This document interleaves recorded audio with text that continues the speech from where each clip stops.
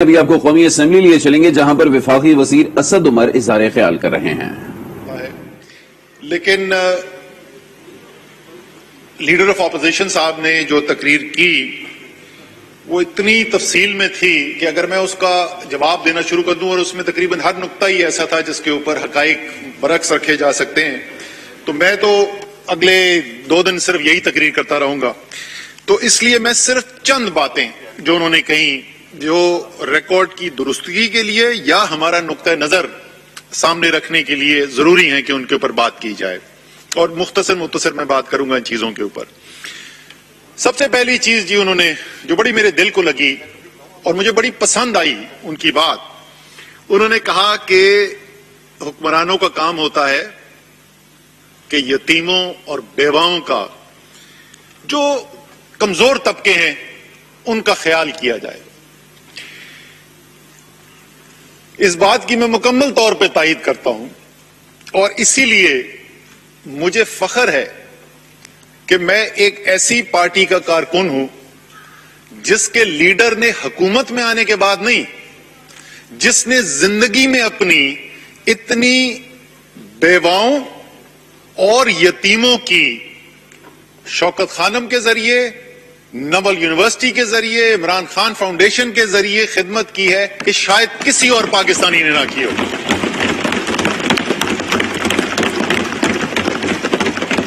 اور یہی جذبہ ہے، عمومی طور پر لیڈر آف اپوزیشن کی بات درست ہے کہ ملک کے اندر مخیر حضرات ہوتے ہیں، وہ مخیر حضرات جو ہیں وہ کمزور طبقے کی مدد کرتے ہیں، لیکن اولین ذمہ داری اس کی ریاست کی ہوتی ہے۔ یہ سبق ہمیں کسی برطانیہ کے یا کسی مغرب کے معیشت کے ایکسپرٹ سے یا سیاستدان سے نہیں ملا، یہ سبق ہمیں ہمارے دین نے سکھایا۔ اس ریاست مدینہ جس کا ہم خواب دیکھتے ہیں، یہ دنیا کی پہلی ویلفیئر سوسائٹی وہاں پر بنی۔ ریاست نے ذمہ داری اٹھائی پہلی دفعہ کہ جو غریب ہے، نادار ہے، کمزور ہے، سب سے پہلا حق اس کا ہے ریاستی وسائل کے اوپر۔ تو یہ ذمہ داری یہ کہہ دینا کہ یہ کام صرف مخیر لوگوں کا ہے اور وہ ذاتی حیثیت میں لوگوں کو مدد کریں، شاید اگر لیڈر آف اپوزیشن ان لوگوں کے ساتھ جا کر بیٹھیں جو پناہ گاہ کے اندر آتے ہیں، جن کو لنگر خانے سے کھانے کو ملتا ہے، عزت احترام کے ساتھ ملتا ہے، تو شاید وہ کچھ مختلف بات کریں۔ اور کیونکہ ایک ذاتی یقین ہے وزیر اعظم کا، اس لیے یہ مجھے بڑا فخر ہے اس بات کے اوپر جو میں آپ کو بتانے جا رہا ہوں کہ پرائم منسٹر سیکریٹریٹ اور پرائم منسٹر ہاؤس کے اخراجات میں 108 کروڑ روپے سالانہ کی کمی کر کے یہ کام کیے جا رہے ہیں۔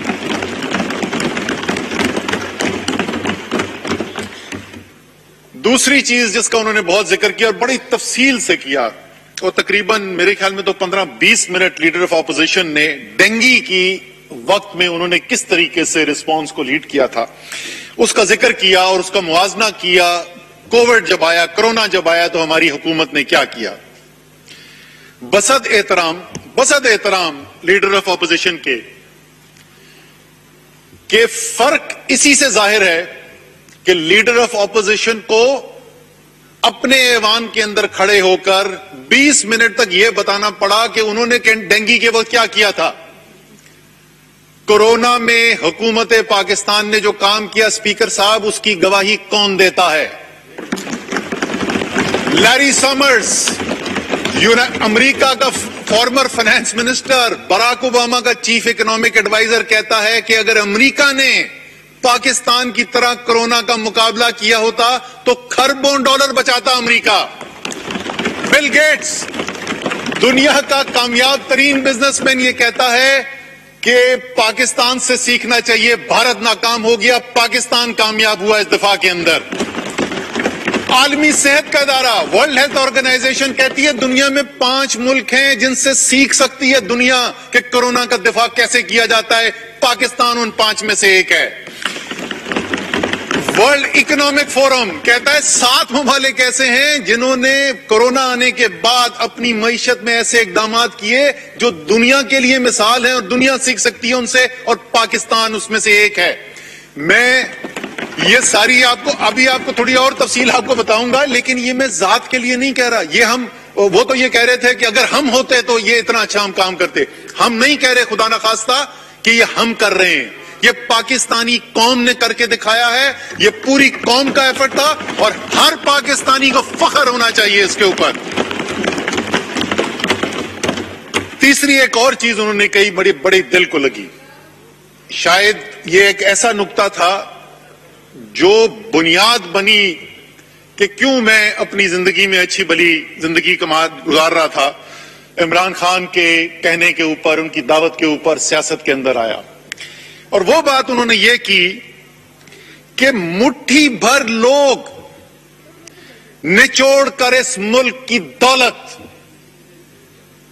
اپنے لیے اربوں کی جائیدادیں بنا رہے ہیں اور کروڑوں پاکستانی اس کی قیمت ادا کر رہے ہیں. قرضے ان کروڑوں پاکستانیوں کے اوپر چل رہے ہیں. یہ تو میرے دل کی بات تھی جو لیڈر آف اپوزیشن نے کی.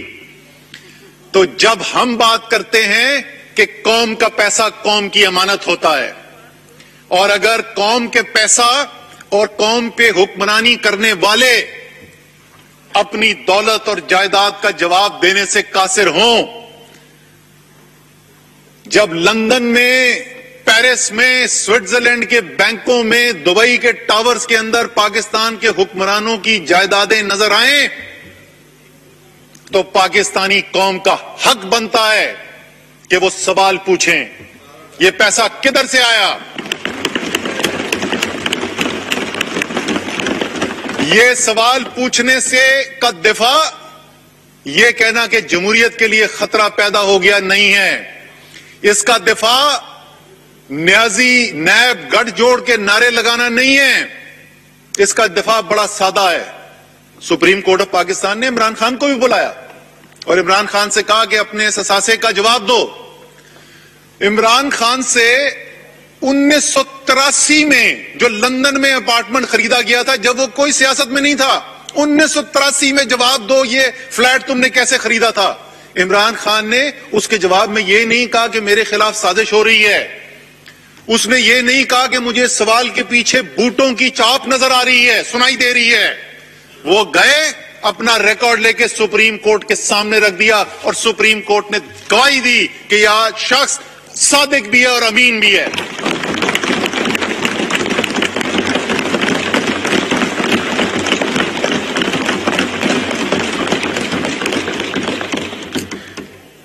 پھر انہوں نے ذکر کیا بڑی تفصیل سے، اور یہ ان کا حق بنتا ہے، بڑی تفصیل سے انہوں نے ذکر کیا کہ پنجاب کے اندر وہ ایک اور بات ہے کہ مسلم لیگ نون کی تو حکومت پورے پاکستان میں تھی، لیکن منصوبے انہوں نے جتنے بھی گنوائے وہ سب کے سب جو ہے، شاید میرے سننے میں کوئی کمزوری رہی ہو، شاید راجہ پرویز اشرف نے سنا ہو کوئی اور صوبے کی، نہ میں نے نہیں ذکر سنا، میں نے صرف پنجاب کے منصوبوں کا ذکر سنا.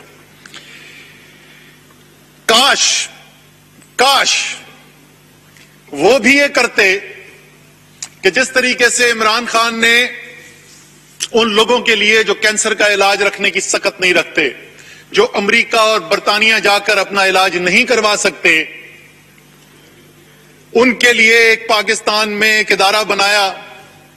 اور جس دن یہ صورتحال پیدا ہوئی کہ 2013 اور میں اس وقت لاہور میں تو ان کی گاڑی میں تھا ساتھ، جس وقت ہم ہاسپٹل جا رہے تھے، جس وقت ڈاکٹرز کو یہ نہیں پتا تھا کہ زندگی اور موت کی کشمکش میں کامیاب ہوں گے یا نہیں ہوں گے، اور ان کو مشورہ دیا گیا کہ آپ کے لیے ایئر ایمبولنس کا ہم انتظام کرتے ہیں، اور ایئر ایمبولنس سے آپ کو امریکہ برطانیہ وہاں لے جاتے ہیں علاج کرنے کے لیے. انہوں نے کہا نہیں، میں اسی ہسپتال میں جہاں غریب ترین پاکستانی کا علاج ہوتا ہے میں یہی کرواؤں گا.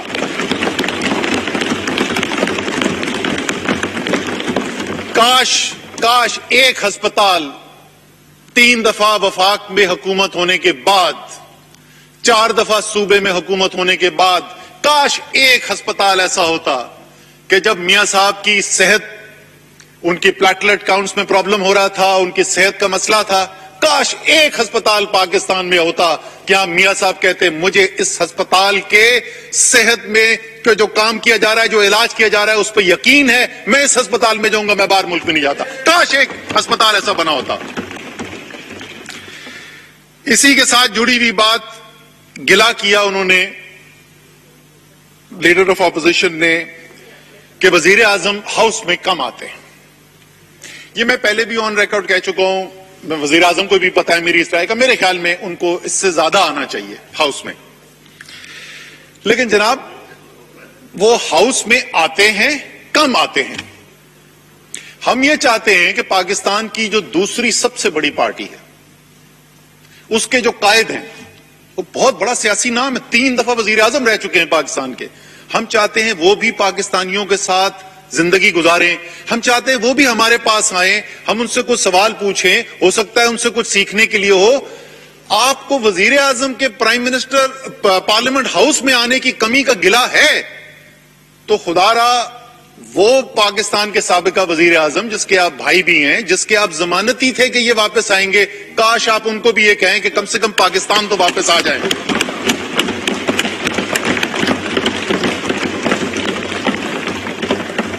آخری 2 چیزیں جن کی میں بات کروں گا جی, اس کے بعد میں اپنی تقریر کے اوپر آؤں گا, معیشت کے اوپر. خیبر پختونخوا کی کافی بات کی گئی اور انہوں نے کہا کہ اگر ہمیں خیبر پختونخوا دیا ہوتا تو ہم خیبر پختونخوا کی تقدیر بدل دیتے.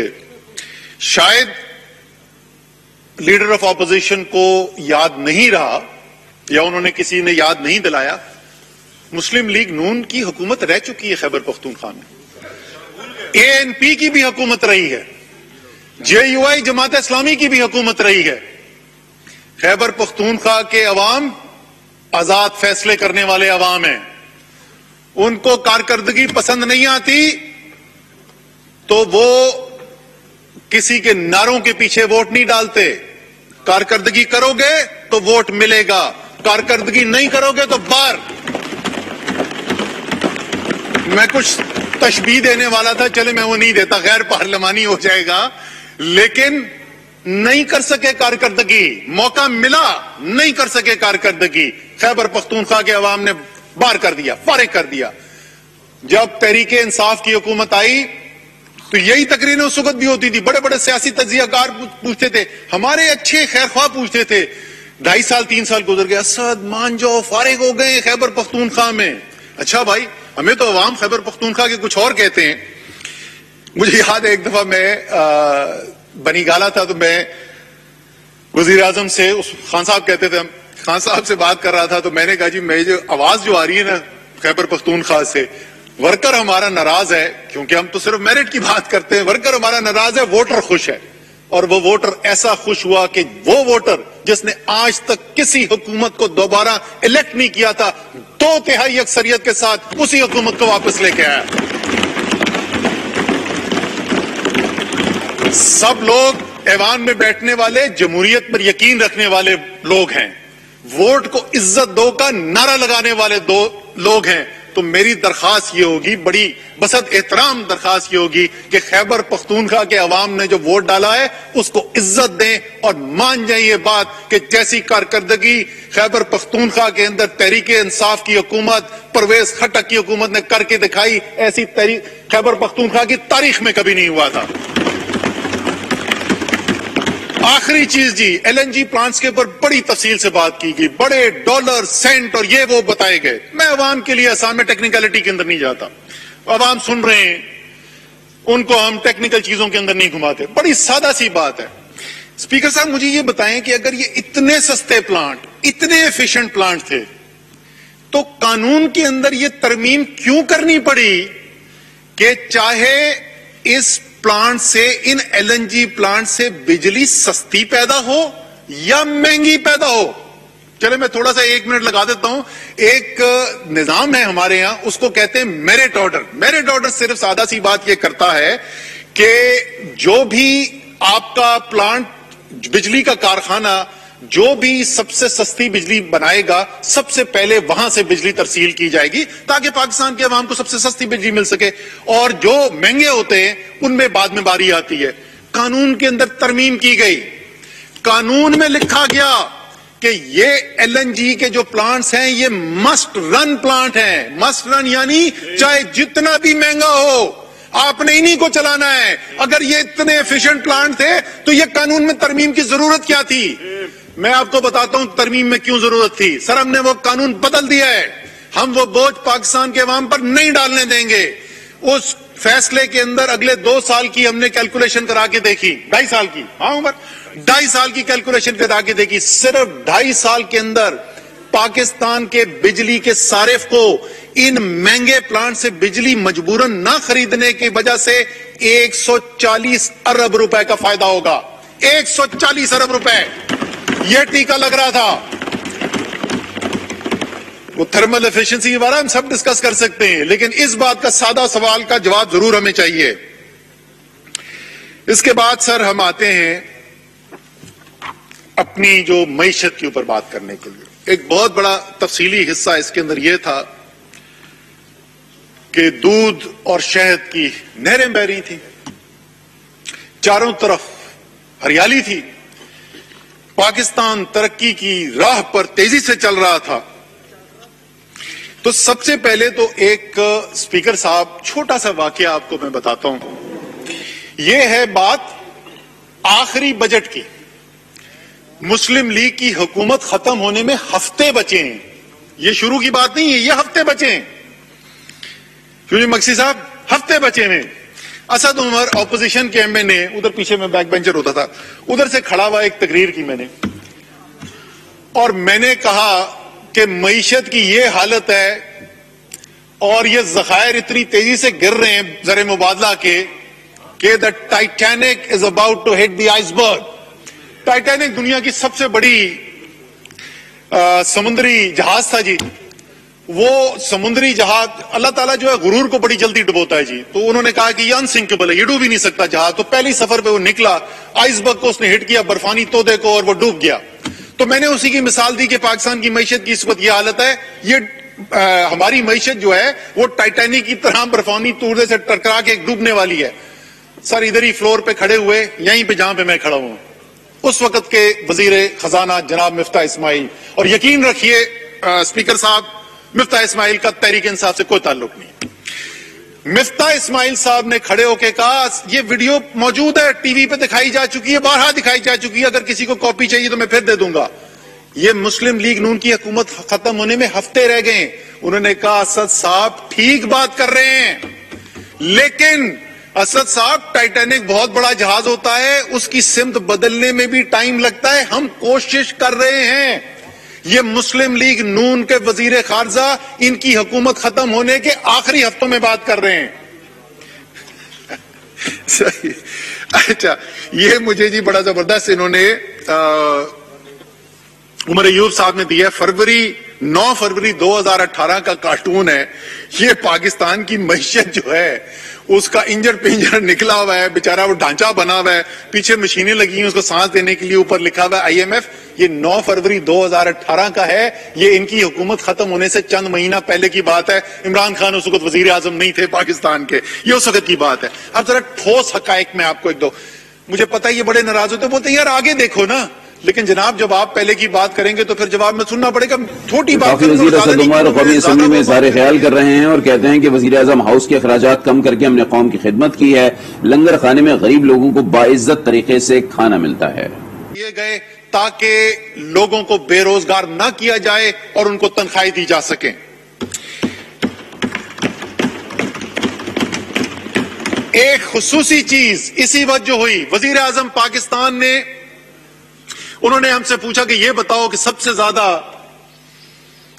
روزگار کس سیکٹر کے اندر ہوتا ہے, سب سے زیادہ لوگوں کے لیے روزگار کدھر پیدا ہوتا ہے. ہم نے کہا جی پاکستان کے اندر سب سے زیادہ روزگار جو ہے وہ زراعت کے اندر ہوتا ہے, اور اس کے بعد شہری علاقوں کے اندر کنسٹرکشن کے اندر ہوتا ہے سب سے زیادہ. وزیر اعظم نے کہا کہ مجھے خصوصی کنسٹرکشن کے پیکج کی ضرورت ہے. اس خصوصی کنسٹرکشن پیکج کے لیے نیگوسیشن کے لیے خود وزیر اعظم نے IMF کے مینیجنگ ڈائریکٹر سے رابطہ کیا, اور IMF کے مینیجنگ ڈائریکٹر سے نیگوشیٹ کر کے وہ ریلیف لی تاکہ وہ اس سیکٹر کو دے سکیں. 5 سے 7% کے اوپر بینک لون دیے گئے جی 5 اور 10 مرلے کے گھروں کے لیے.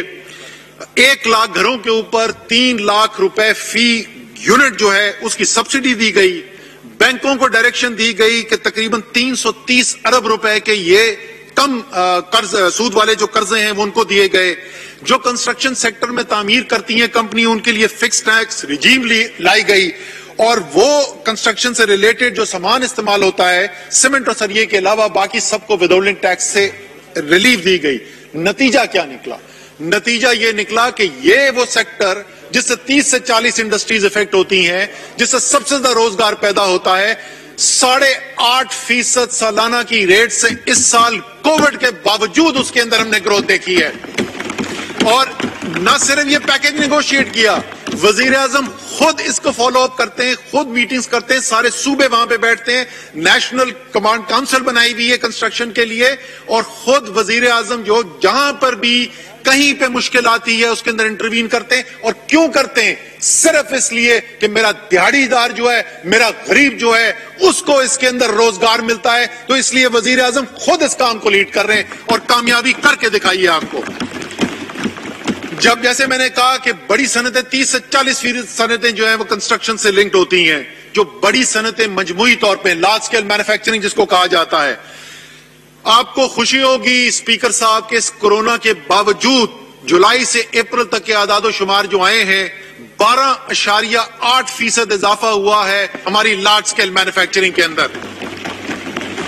اور یہ جو شرح ہے یہ جو ابھی کے مہینے آئے ہیں اس میں مزید تیز ہو رہی ہے, اور انشاءاللہ تعالی جب یہ جون تک کا نمبر آئے گا تو ہماری امید یہ ہے کہ شاید 15% سے اوپر یہ اضافہ ہو جائے, جو کسی بھی سال کے اندر ہماری صنعتوں کے اضافہ کا بہترین سالوں میں سے ایک ہوگا.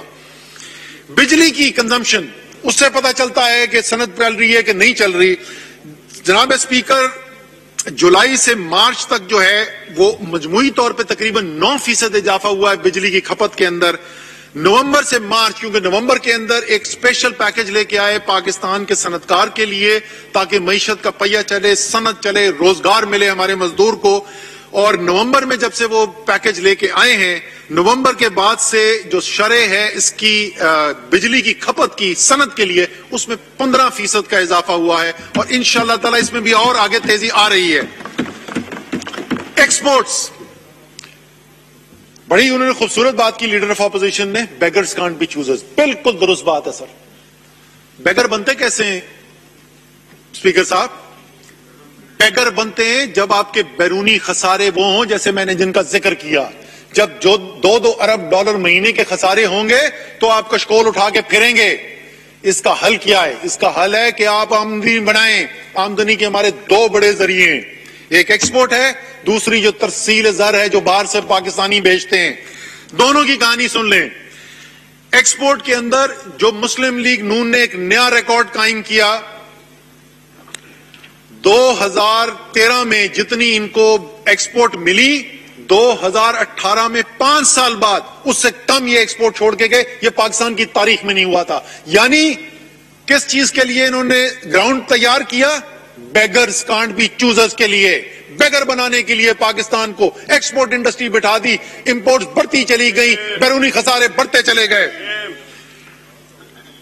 ویسے دکھ تھوڑا کبھی کبھی ہوتا ہے, کوئی تھوڑی میں ذرا ذاتی بات کر لوں یا ایسی اجتماعی ہماری طرف سے, کہ چلیں یہ سب کچھ کر گئے تھے, اس کے بعد جب یہ درس دیتے ہیں نا اس کا دکھ ضرور ہوتا ہے کہ کچھ تو سوچو تم ملک کے ساتھ کر کے کیا گئے ہو, اس کے بعد ہمیں درس دیتے ہیں.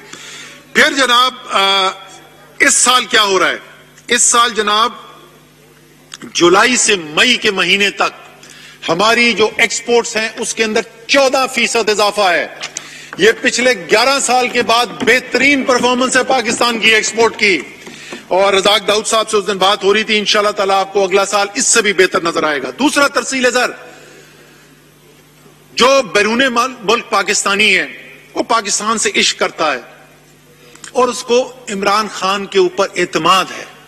وہ باہر رہتے ہیں, وہ دبئی میں بھی ہیں, وہ لندن میں بھی ہیں, وہ امریکہ میں بھی ہیں. ان کو پتا ہے کہ وہاں پہ کوئی ان کو یہ نہیں بتاتا جی یہ فلانا ٹاور جو ہے یہ عمران خان کا ہے, یہ ان کے کسی رشتہ دار کا ہے. کوئی لندن میں نہیں بتاتا کہ یہ جو محل ہے یہ محل کوئی عمران خان کے رشتہ دار کے ہیں. کوئی امریکہ میں جائیدادیں نہیں بتاتا, کوئی سوئٹزرلینڈ کے اندر اکاؤنٹ نہیں بتاتا کہ یہ عمران خان کے کوئی اکاؤنٹس ہیں.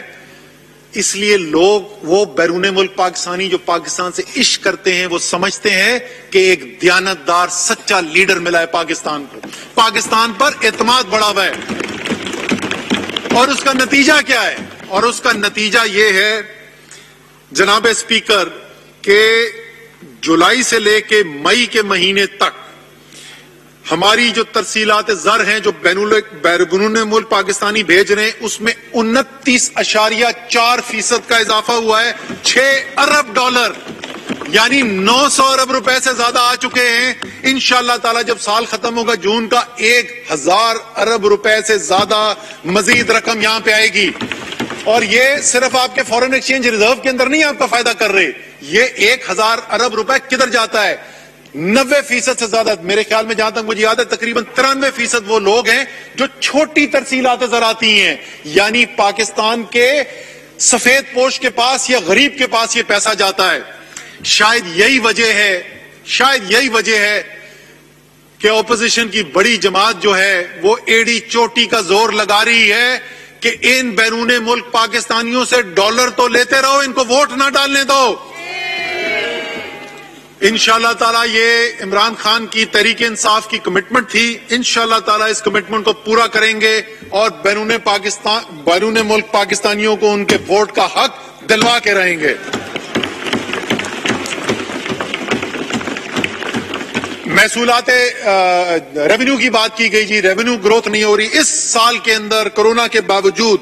जुलाई से मई रेवेन्यू की ग्रोथ 18%, 17.9% प्रिसाइसली पिछले साल की निस्बत। पहला साल है कि पाकिस्तान की तारीख में 4000 अरब रुपए से ज्यादा का रेवेन्यू इकट्ठा किया गया। अभी 11 महीने हुए हैं, अभी पूरा साल नहीं हुआ, अभी 4164 अरब जमा हो गए। इंशाअल्लाह ताला जब ये साल खत्म होगा तो ये रकम मेरे अंदाजे के मुताबिक 4.8, 4.9 अरब तक पहुंचेगी, खरब तक पहुंचेगी। इंफॉर्मेशन टेक्नोलॉजी इस मुल्क का फ्यूचर है, इसकी मईशत का फ्यूचर है। नौजवान टैलेंटेड नौजवान है, हुनरमंद नौजवान है और एक तारीखी प्रोग्राम किया जा रहा है इनको हुनर सिखाने का सारे पाकिस्तान के हर हिस्से के अंदर, हर वफाकी इकाई के अंदर। पिछले कई सालों से पोटेंशियल की बातें होती थी लेकिन इसकी एक्सपोर्ट्स बढ़ नहीं रही थी। इस साल पहले 10 माह के अंदर हमारी इंफॉर्मेशन टेक्नोलॉजी की जो एक्सपोर्ट्स हैं उसमें 46% इजाफा हुआ है एक साल के अंदर। अगली चीज, अच्छा स्पीकर साहब मैं पहले जिक्र करना भूल गया, मैं जवाब बता दूं कि ये जो सारे काम हो रहे हैं ना, ये वो वादे हैं जो इमरान खान ने और तहरीक इंसाफ ने पाकिस्तान से किए थे। हमारा जो मंशूर था 2018 का, उस मंशूर के अंदर जिस पे हमने इंतखाबात लड़े उसमें 4 चैप्टर थे जो मईशत से ताल्लुक रखते थे। एक ये था कि हमारी इंक्लूसिव इकोनॉमिक ग्रोथ होगी, यानी कि हमारी मईशत बड़ी भी होगी और इंसाफ पर मबनी होगी। उसका फायदा चंद खानदानों को नहीं होगा, उसका फायदा जो है आम आदमी को होगा। और मैंने आपको बताया एक हिस्सा उसका कि किस तरीके से आम आदमी का फायदा हो रहा है। अभी मैं आगे इससे भी बड़ी आपको बात बताने वाला हूं। दूसरा हिस्सा उसके अंदर यह था कि इस मुल्क की ज़राअत जो है रीढ़ की हड्डी है।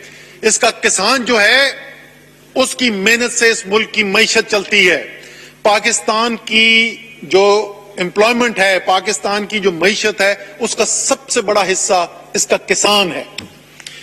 किसानों के लिए तहरीक इंसाफ ने क्या किया और उसका नतीजा क्या निकला, उसका मैं आपको मुख्तसर सा जायजा देता हूं।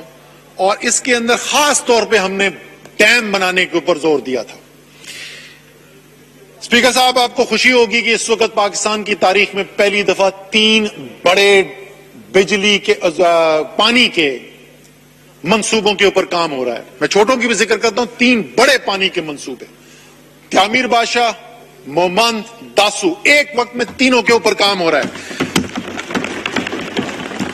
इसके अलावा सिंध के अंदर RBOD 3, गोमल जम डैम इधर खैबर पख्तूनख्वा के अंदर, फिर सिंध में नई गाज, K4 का मंसूबा, RBOD 2, इन सब के ऊपर बलोचिस्तान के अंदर मुतअद्दिद छोटे, मैं नाम लेना शुरू कर देता हूं, मीडियम साइज डैम जो है नौलंग डैम बलोचिस्तान, नई गाज Sindh, विंदर dam Balochistan, गबीर dam Punjab, पपीन dam Punjab, Kurram तंगी KPK, अवरान dam Balochistan, Panjgur dam Balochistan, ये सारे वो मंसूबे हैं जिनका इस साल के PSDP के अंदर हमने शामिल किए हुए। खालिद भाई, नौलंग डैम, جی سر یہ آئے نا خرچ کرے. اس کے بعد سر کینالز، ہم نے یہ پانی کسان تک پہنچانا ہے. Kachhi canal phase 1 part A, Kachhi canal part 2 Balochistan کے دونوں منصوبے، رینی کینال سندھ کے اندر and remodelling of Warsak canal Khyber Pakhtunkhwa کے اندر. یہ تو منصوبے ہیں جو ہم کر رہے ہیں. محنت جو کرتا ہے کسان صبح سے لے کے شام تک، جو وہ محنت کرتا ہے، وہ اس قسم کے ایئر کنڈیشن کے ایوانوں میں نہیں بیٹھتا، وہ بڑے سخت حالات کے اندر محنت کرتا ہے. اور اتنی محنت کے بعد اگر پھر بھی اس کو معاوضہ نہ ملے تو یہ ظلم نہیں ہے تو اور کیا ہے. میں آپ کو صرف 2 فصلوں کی مثال دوں گا، 2 بڑی فصلوں کی مثال دوں گا، اور پھر میں مجموعی طور پر آپ کو موازنہ کر کے بتاؤں گا کہ کسان کو مسلم لیگ نون کی حکومت نے کیا دیا اور تحریک انصاف کی حکومت کیا دے رہی ہے. 2 بڑی چیزیں جی. 2013 میں مسلم لیگ نون کی حکومت آتی ہے، 1200 روپے فی 40 کلو گرام گندم کی قیمت متعین ہوتی ہے. 5 سال کسان کے لیے تقریریں ہوتی ہیں، ہر تقریر میں کسان کا ذکر ہوتا ہے. 5 سال گزرنے کے بعد وہ 1200 جو ہیں وہ صرف 1300 تک پہنچے تھے. 100 روپے 5 سال کے اندر. تحریک انصاف کی حکومت میں 3 سال میں کیا ہوا اسپیکر صاحب؟ یہ 1300 روپے بڑھ کے 1800 پہ پہنچ گئے. 3 سال میں 500 روپے کا اضافہ. گنا ایک دوسری بڑی فصل، اس کی بھی بات کی گئی، چینی کی قیمتوں کی بھی بات کی گئی. میں اس تفصیل کے اندر نہیں جانا چاہتا کہ کس کے پاس شوگر کی ملز ہیں اور کس کے پاس شوگر انکوائری رپورٹس کے سوالات آئے ہیں جس کے جواب نہیں دیے جا رہے. چلے فی الحال آج کی تقریر میں اس کے ذکر نہیں کرتے. گنے کی قیمت کیا ملی سر؟ یہاں پہ بہت سارے لوگ بیٹھے ہوئے ہیں. شیرین مزاری، گنے کی قیمت کیا مل رہی تھی 2017-18 جو آخری سال تھا ہماری حکومت آنے سے پہلے، مسلم لیگ نون کا آخری سال؟ سر 130 سے 140 روپے کے درمیان اوسط گنے کی قیمت ملی. اس کی اناؤنس قیمت جو تھی وہ پتہ نہیں 180 تھی کیا تھی، ملا 130 سے 140. رول گئے سر. پرابلم میں بھی آتا ہوں ادھر.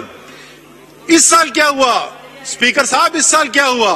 اس سال 225 سے لے کے 250 روپے کے درمیان ملا ہے. کچھ علاقوں میں 270 275 کیا ہے. یہ کیوں ہو گیا؟ کیونکہ وہ کارٹل، وہ مافیا جو تمام حکومتوں کی فیصلہ سازی کے اوپر غالب ہوتے تھے، عمران خان نے اس کارٹل کے ساتھ ٹکر لی، قانونی فیصلے کرائے اور کسان کو اس کا حق دلایا.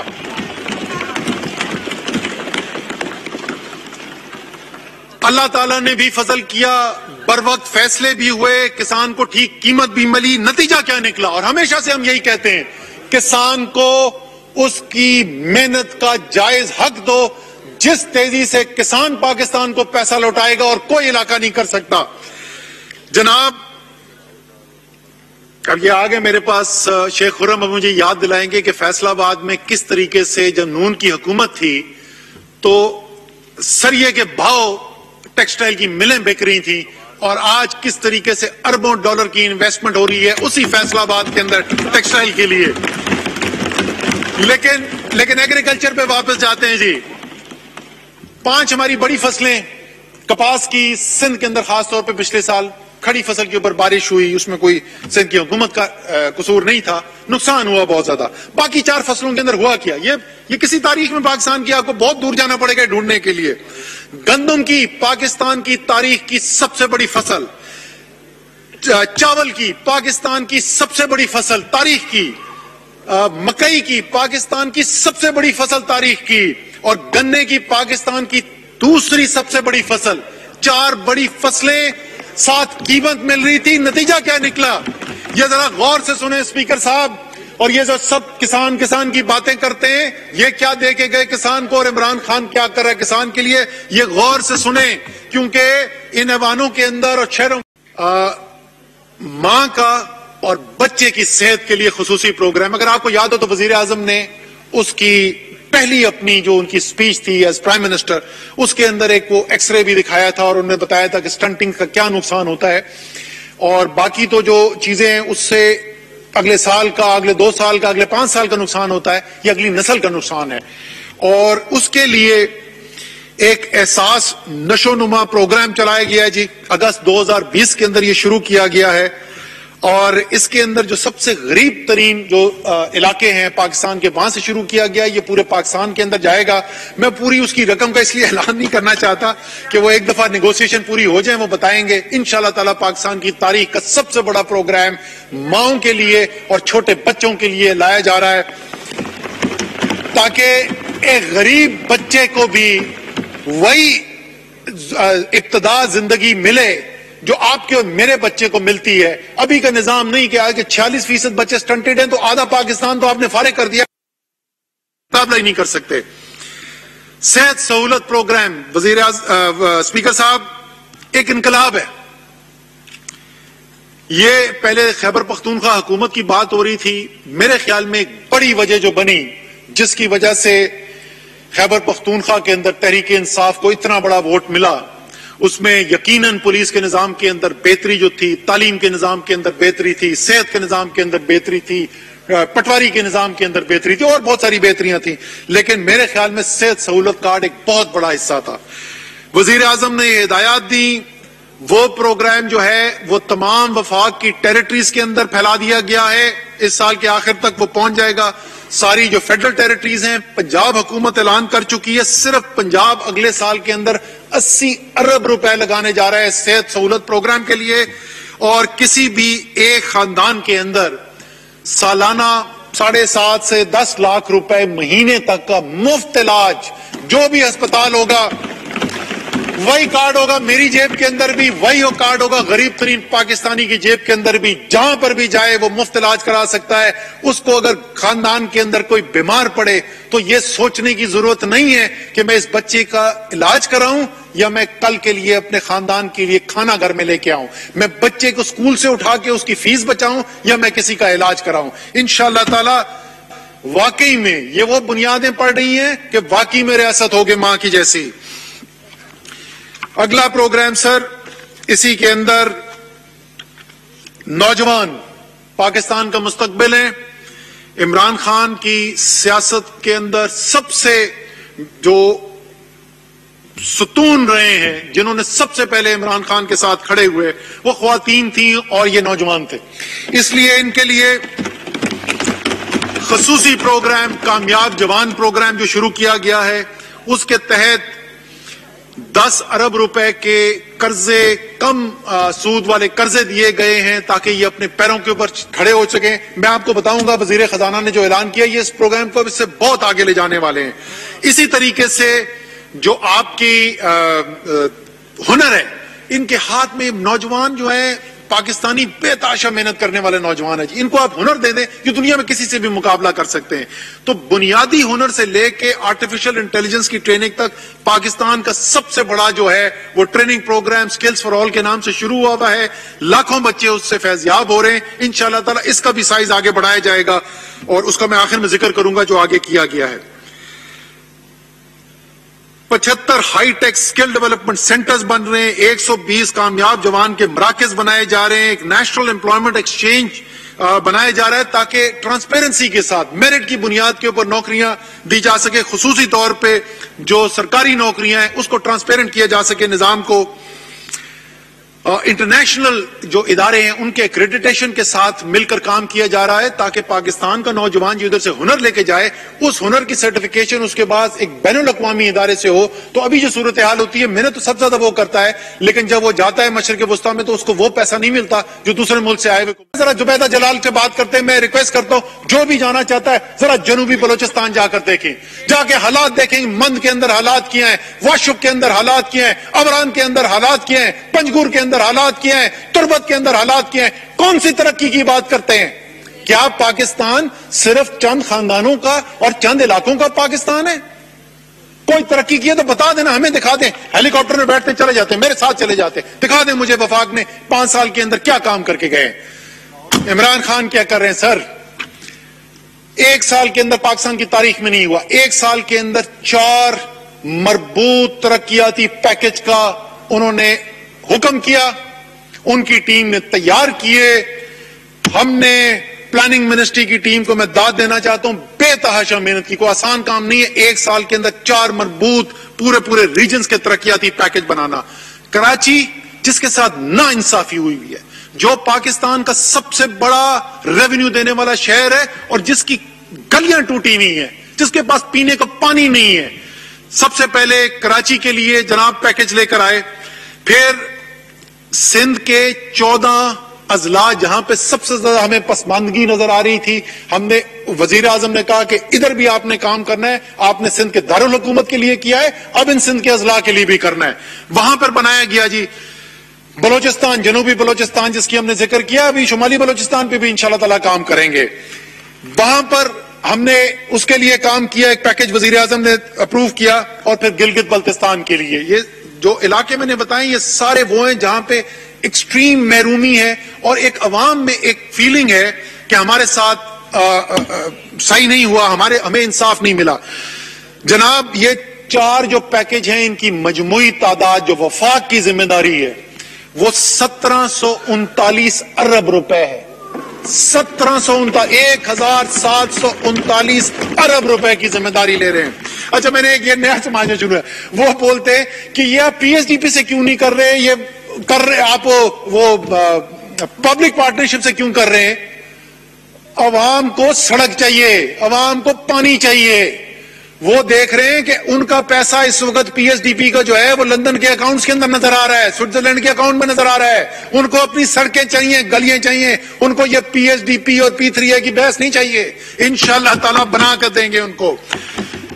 آخری علاقہ جس کا خصوصی طور پہ میں ذکر کرنا چاہتا ہوں, جس نے پاکستان کے لیے بہت بڑی قربانی دی, وہ جو ہمارے زم اضلاع ہیں خیبر پختونخوا کے اندر زم کیے گئے ہیں, پہلے فاٹا ہوتا تھا, انہوں نے بہت بربادی دیکھی ہے, بہت بربادی دیکھی ہے, ہلاکتیں دیکھی ہیں, علاقے تباہ ہو گئے, گھر چھوڑ کے جانے پڑے. اور معذرت کے ساتھ یہ کہنا پڑتا ہے کہ اس وقت جو ان کے نام پر امداد لی گئی وہ وہاں پر نہیں نظر آئی ہمیں. وہ اس میں سے پاکستان میں کتنی لگی اور باقی باہر کی جائیدادوں میں کتنی چلے گی وہ اس کا آپ اندازہ خود لگا لیں, لیکن اس علاقے میں نہیں ہمیں نظر آئی.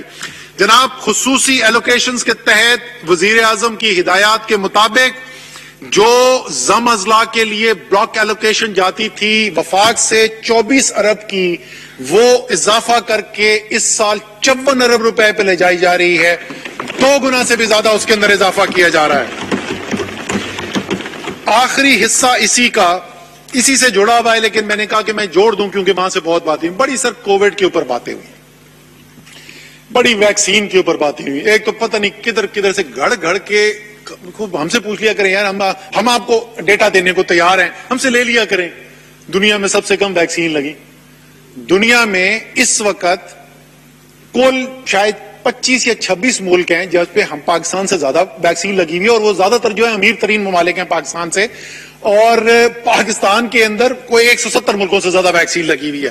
لیکن میں بھی اپنی ویکسین کی ہم نے کیا کہ میں بتاتا ہوں. اس سے پہلے میں سوال پوچھنا چاہتا ہوں اسپیکر صاحب, میں بس ختم کرنے میرے آخری 5 منٹ سوال پوچھنا چاہتا ہوں. سر آزاد جموں اینڈ کشمیر میں آج بھی مسلم لیگ نون کی حکومت ہے. سندھ کے اندر آج بھی پاکستان پیپلز پارٹی کی حکومت ہے. صحت صوبائی سبجیکٹ ہے. مجھے یہ بتایا جا سکتا ہے کہ ابھی تک مسلم لیگ نون کی آزاد جموں اینڈ کشمیر کی حکومت نے, میں بھی بتاؤں گا ہم نے کیا کیا ہے, مسلم لیگ نون کی آزاد جموں اینڈ کشمیر کی حکومت نے کشمیر کے عوام کے لیے کتنی ویکسین خریدی, یا سندھ کی حکومت نے, شاید وہ پریس کانفرنسز کم کریں, کو کام کیا کریں تو شاید ان کو موقع مل جائے. میں بھی ان کی ابھی بات کرتا ہوں, انہوں نے جو دعویٰ کیا وہ بھی میں آپ کو دکھاتا ہوں. کتنی ویکسین خریدی؟ اچھا حکومتوں نے نہیں خریدی تھی, دونوں پارٹیز کے لیڈرز جو ہیں اللہ تعالیٰ اور ان کے وسائل میں اضافہ کرے. ڈالروں میں ارب پتی ہیں, روپوں میں نہیں, اپنے خرچے میں, روپوں میں نہیں, روپوں میں نہیں,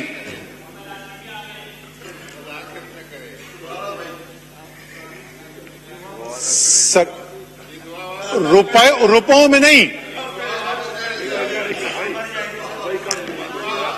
روپوں میں نہیں. میں اس کے بعد آخر میں کہوں گا نا قادری صاحب سے کہ یہ سب کے لیے, ہم سب کے لیے, اب یہ کسی خاص کے لیے, ہم سب کے لیے یہ دعا مانگے اللہ تعالی ہم سب کو رزق حلال کی توفیق دے اور ہماری اولادوں کو حلال کی توفیق دے. اربوں ڈالر کی جائیدادیں ہیں یار, وہیں سے باہر بیٹھے ہوئے ہیں, کوئی 10, 20, 50 ویکسین ہی خرید کے بھیج دیتے ہیں.